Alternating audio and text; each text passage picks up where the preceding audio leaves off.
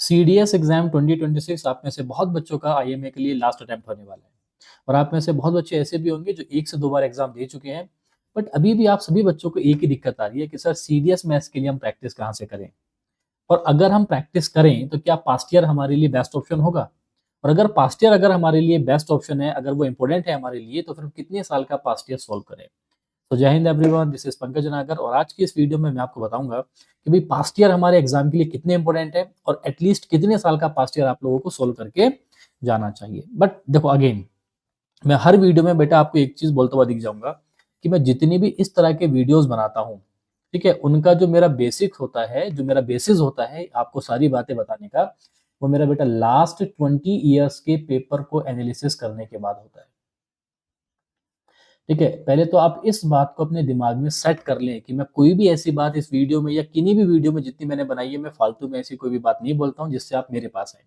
मैं पिछले 20 साल के पास्ट ईयर्स के पेपर्स को एनालाइज करने के बाद, उनके एनालिसिस के बाद आप मैं जो है आपको कोई भी बात आके बताता हूं। तो अगर आप खुद से भी चाहते हैं, है ना, जो मैंने बोला है उस बात को चेक करने के लिए, मैं हर बच्चों को बोलता हूँ बेटा पिछले 10-15 साल का पास्ट ईयर आपको यूपीएससी की वेबसाइट पे मिल जाएगा। मैं जितनी बातें बोल रहा हूँ आप उनको जाके चेक करो और आप एक एक चीज पाओगे कि जो सर ने बोला है वही बिल्कुल जो है सटीक बोला है। सबसे पहली चीज जो क्वेश्चन आपके दिमाग में आएगा कि सर क्या पास्ट ईयर्स, अगर हम सिर्फ और सिर्फ पास्ट ईयर्स की प्रैक्टिस कर रहे हैं तो क्या क्या वो अनफ होंगे हमारे लिए।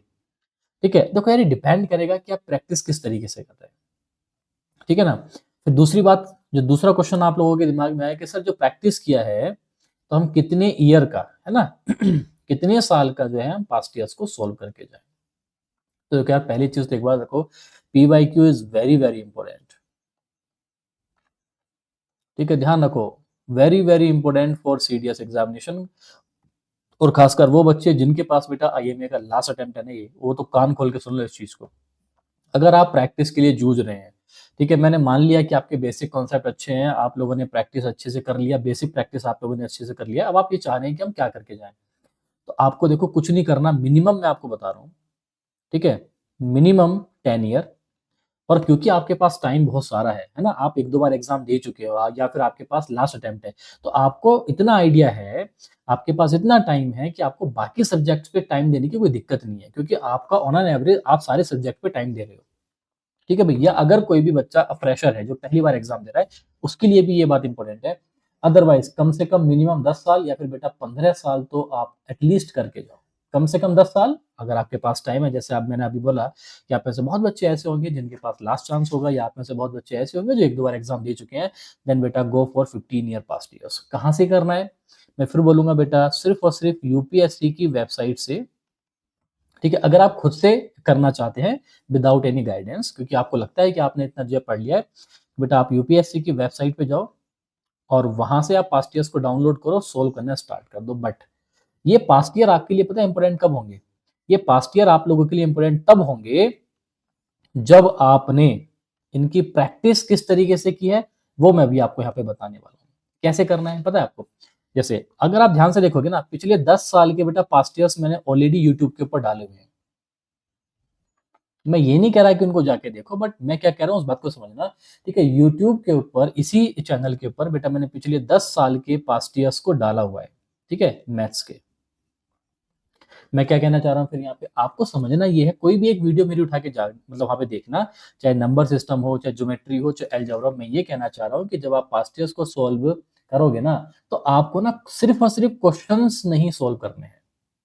इसीलिए मैं बोलता हूँ कि इंपॉर्टेंट तो है, लेकिन पास्ट ईयर को प्रैक्टिस कैसे करना है ये भी समझ में आना बहुत जरूरी है। मैं जैसे मैंने बोला past year is very very important, लेकिन वो इंपॉर्टेंट कब है, वो इंपॉर्टेंट तब है जब आप पास्ट ईयर्स को ना विद कॉन्सेप्ट अगर आप सोल्व कर रहे हो, वहां पे उस क्वेश्चन के पीछे का कॉन्सेप्ट क्या है, वहां से नया क्वेश्चन क्या बन सकता है, नए फॉर्म में क्या क्वेश्चन बन सकता है।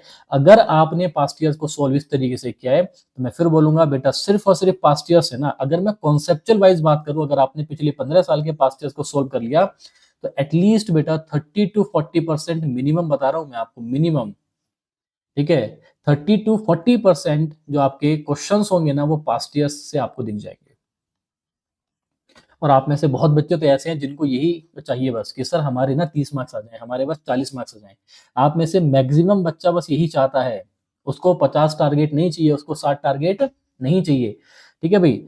तो मैक्सिमम स्टूडेंट्स का जिनका मैथ्स वीक होता है, अगर आप वो चाह रहे हैं ना लास्ट टाइम पे हम क्या करें, या आपके पास लास्ट अटेम्प्ट है पिछले 5 साल के 10 साल के, तो बेटा कुछ नहीं करना, 10 साल के पास्ट ईयर्स को उठाना है। ठीक है। अब दिक्कत क्या है ना, मैक्सिमम टीचर्स में या मैक्सिमम बेटा बुक्स में दिक्कत क्या है, इसलिए मैंने बोला यूपीएससी। आप यूपीएससी के आप पास्ट ईयर उठाओ, आप मेरे पास्ट ईयर उठाना आप यूट्यूब के ऊपर, एक भी क्वेश्चन आपको वहां से मिस नहीं मिलेगा। लेकिन बाकी टीचर्स में जब आप जाओगे ना, और ये मेरे पास बच्चे खुद मैसेज करके मेरे को बताते हैं कि सर आधे क्वेश्चन पास्ट ईयर के गायब कर रखे हैं। इसीलिए मैं बोलता हूँ बेटा उन टीचर्स के भरोसे मत रहना, या तो यूपीएससी से पास्ट ईयर निकालो और उसके रेफरेंस में फिर आप उन टीचर्स को फॉलो करो, ऑटोमेटिकली आप उनको छोड़ के बेटा मेरे पास आ जाओगे। क्यों? आप खुद पाओगे कि यार उनके पास्ट ईयर में आधे क्वेश्चन तो है ही नहीं, जो क्वेश्चन अच्छे हैं, जो क्वेश्चन रिपीट होते हैं, जिनमें कॉन्सेप्चुअल अंडरस्टैंडिंग चेक हो रही है, वो तो है ही नहीं आपके वहां पे। और फिर उससे होता क्या है कि आप नया क्वेश्चन सोल्व नहीं कर पाते, क्योंकि वो टीचर्स आपको पागल बनाते रहेंगे आसान आसान बेटा क्वेश्चंस में। जैसे अगर मैं पिछले 2 पेपर की बात करूं ना, आप 40 to 50% कॉन्सेप्चुअल वाइज बोल रहा हूं मैं, डायरेक्ट क्वेश्चन 20% आपको डायरेक्ट पास्ट ईयर से देखने को मिल जाएंगे। बट अगेन कंडीशन एक ही है कि सोल्व कैसे करना है, आप एक वीडियो जाके देखो, उस तरीके से आप खुद से भी उनको सोल्व करो। ठीक है। और आप खुद पाओगे जब आप पास्ट ईयर्स को बेटा सोल्व आप करोगे ना कि क्वेश्चंस रिपीट हो रहे हैं, ये भी आप पाओगे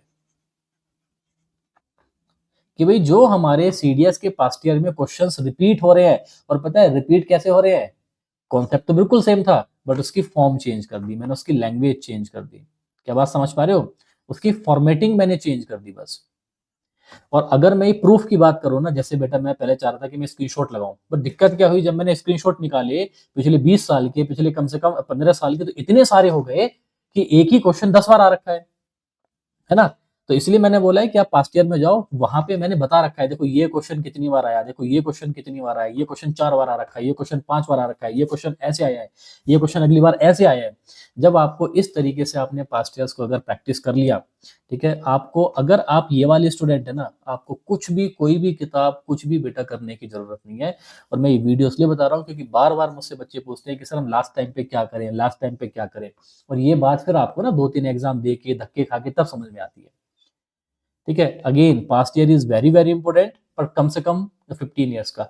अगर आप 5 साल के चक्कर में रह गए, ये सर बहुत टीचर्स बोल रहे हैं कि सिर्फ 5 साल का करो, नहीं, सिर्फ 5 साल के पेपर को सोल्व करके आपको समझ में आएगा कि यार एट प्रेजेंट पे लैंग्वेज कैसी आ रही है, एट प्रेजेंट पे क्वेश्चंस की फ्रेमिंग कैसे हो रही है, बस आपको वहां से ये समझ में आएगा। बट अगर आप चाह रहे हैं कि ये 30-40% आपको क्वेश्चन मिले पास्ट ईयर के कॉन्सेप्ट के, तो उसके लिए बेटा आपको पिछले 15 साल के पास्ट ईयर्स को सोल्व करना पड़ेगा, उससे 1 साल भी कम नहीं। क्या बात समझ रहे हो ना? इसीलिए past year is very very important, और आप पास्ट ईयर्स की आप प्रैक्टिस करके जाओ। और यूट्यूब के ऊपर आप ध्यान रखना भाई, मैंने ऑलरेडी 10-10 साल के पास्ट ईयर डाले हुए हैं। अब मैंने क्या काम किया है, ठीक है, मैंने ये वीडियो इसलिए भी आपको बनाया है कि क्योंकि जब पास्ट ईयर हमारे लिए इतना इंपॉर्टेंट है, तो मैं यूट्यूब के ऊपर बेटा एक फ्री सीरीज स्टार्ट कर रहा हूँ। और उस सीरीज में क्या है, उस सीरीज में क्या होगा, आपके मोस्ट रिपीटेड कॉन्सेप्ट, कि भाई हमारे सीडीएस के अंदर जो मोस्ट रिपीटेड कॉन्सेप्ट है ना, किसके, खासकर एडवांस के, कि भाई हमारे एडवांस मैथ्स के, जैसे हम कह सकते हैं भाई नंबर सिस्टम, जो हमें ज्यादा ध्यान देना है। ठीक है, नंबर सिस्टम, ज्योमेट्री। अब देखो ज्योमेट्री में यार एक क्वेश्चन ऐसा है ना, अगर आप ध्यान दोगे तो ये बात आपको हर टीचर बता देगा कि राइट एंगल ट्रायंगल, ठीक है, और राइट एंगल ट्रायंगल में भी एक पर्टिकुलर कॉन्सेप्ट पिछले 20 साल से हर एग्जाम में आ रहा है, बट एक आध एग्जाम मतलब यूपीएससी ने छोड़ा होगा, राइट एंगल ट्रायंगल के ऊपर हर बार क्वेश्चन आता है, कभी 2 क्वेश्चन कभी 4 क्वेश्चन, बट मैं एक कॉन्सेप्ट की बात कर रहा हूँ पर्टिकुलर, जो हर बार आता है। किसी एग्जाम में हुआ होगा कि क्वेश्चन नहीं आया होगा, अदरवाइज बेटा अलग अलग लैंग्वेज में, अलग अलग फॉर्मेटिंग में, अलग अलग पैटर्न पे ये सेम क्वेश्चन कई बार आया। तो ऐसे बहुत क्वेश्चन है, खासकर एलजबरा में। जिन बच्चों को एलजबरा से डर लगता है, जिन बच्चों को ट्रिग्नोमेट्री से डर लगता है, जिनको लगता है कि सर हम प्रैक्टिस कैसे करें, तो भाई ध्यान रखना, एलजबरा और ट्रिग्नोमेट्री के लिए कुछ नहीं करना, बस पिछले 15 साल के पास्ट ईयर्स को सोल्व कर लो। ठीक है, पिछले 15 साल के पास्ट ईयर को आप सोल्व कर लो, इसके अलावा कुछ भी करने की जरूरत नहीं है। आपका जो एलजबरा का डर है, आपका जो बेटा ट्रिग्नोमेट्री का डर है ना, वो निकल जाएगा। फिर भी चलो नंबर सिस्टम और ज्योमेट्री और मेंसुरेशन के लिए हमें कुछ हाथ पैर मारने पड़ सकते हैं, ठीक है, आप समझ ना इस चीज को। बट अगर मैं बात करूं आपकी किसकी, एलजेब्रा की, ट्रिग्नोमेट्री की, तो बेटा यहाँ पे तो बिल्कुल आप आंख बंद करके भरोसा करो, ठीक है ना। आप पास्ट ईयर निकालना, आप इस चीज को समझना, यहाँ पे क्या करना है हमें, सिर्फ और सिर्फ पिछले 15 साल के, ठीक है, सिर्फ और सिर्फ पिछले 15 साल के हमें पास्ट ईयर्स को सोल्व करना है, किसके, एलजेब्रा और ट्रिग्नोमेट्री, खासकर इसके लिए, क्योंकि मैक्सिमम बच्चों को दिक्कत इसी में आती है।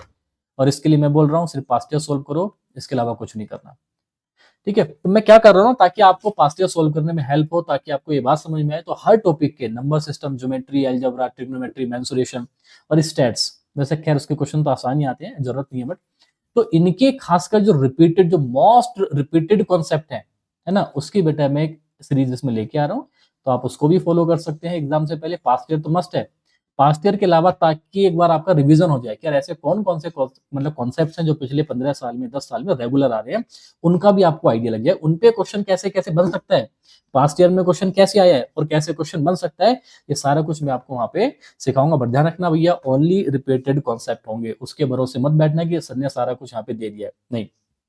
ये उन बच्चों के लिए जो सिर्फ रिवीजन करना चाहते हैं कि सर एटलीस्ट वो कौन से कॉन्सेप्ट हैं जो बार बार आ रहे हैं, ठीक है भाई। तो इन चीज को ध्यान रखना, again past year is very very important, कैसे सोल्व करना है थोड़ा सा मैंने आपको इसमें आइडिया दे दिया है, ठीक है भाई। चलो till then, join to all of you.